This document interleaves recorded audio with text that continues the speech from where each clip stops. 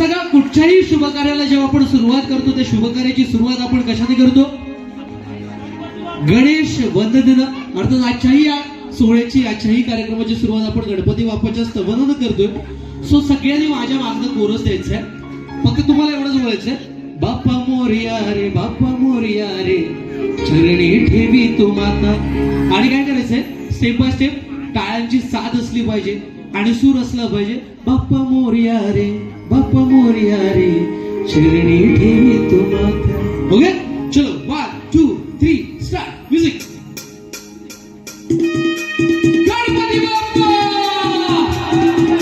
मंगलमूर्ती.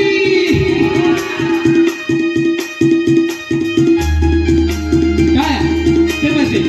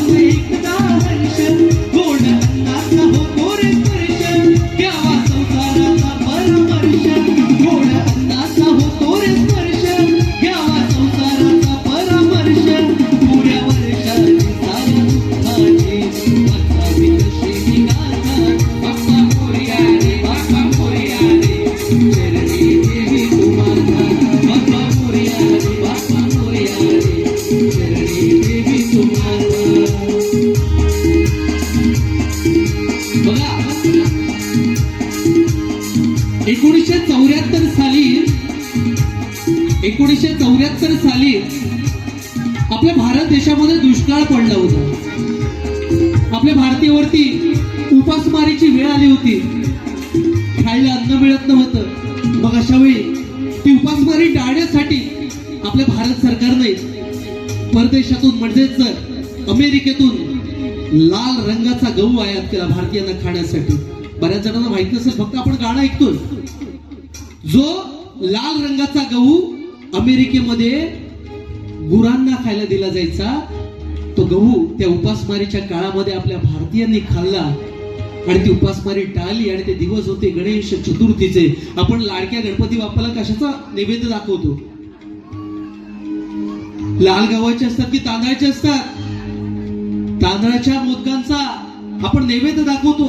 पण ज्या अर्थी माणसांना तो तांदूळ खायला मिळत नव्हता, त्या अर्थी गणपती बाप्पाला सुद्धा कसे तांदळाच्या पिठाचे मोदक दाखवणार असतो. मग अशा वेळी त्या ठिकाणी लाल गव्हाचा नैवेद्य भक्तांनी गणपती बाप्पाला दाखवला. आणि मग प्रल्हाद शिंदेची सुंदर रचना बघा. नाव काढू नको तांदुळाचे. गणपती बाप्पाला सांगताय, नाव काढू नको तांदुळाचे, केले मोदक लाले गव्हाचे, आल ओळख साऱ्या घराचे, तीन येतील कार्य सुखाचे, सेवा जाणूनी गोड मानूनी द्यावा आशीर्वाद आता. बाप्पा मोरया रे बाप्पा मोरया रे चरणी देवी तू माता. बाप्पा मोरया रे बाप्पा मोरया रे चरणी देवी तू माता. बाप्पा मोरया रे बाप्पा मोरया रे चरणी देवी तू माता. बाप्पा मोरया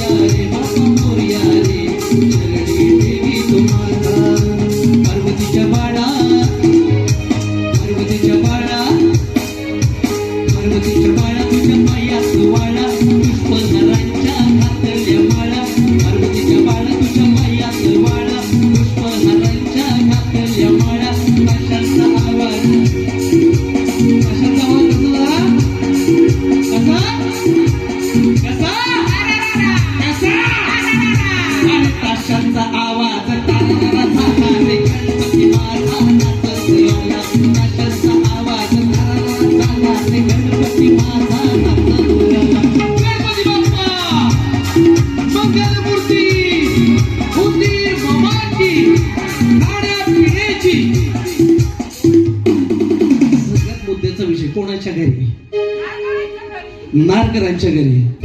ह्यामध्ये सगळे नारकर फॅमिलीसाठी जोरदार आहे. आम्हाला आता जेवण वाढणार. गणपती बाप्पाच्या गाण्यानं सुंदर अशी सुरुवात झाली आहे. आता पुढची फेरी आहे